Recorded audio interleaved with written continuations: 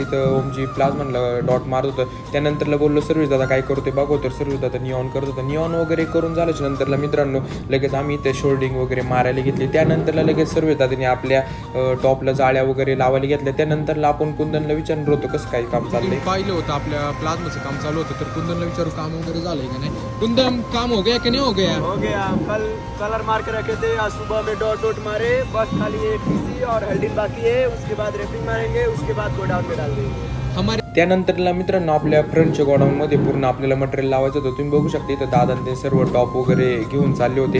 त्यानंतरला लगेच आपण ते प्लाझ्मांवर सेट वगैरे करायला घेतले. इथं फायनली आपलं पूर्ण मटेरियल लावून रेडी झाले. तुम्ही बघू शकता.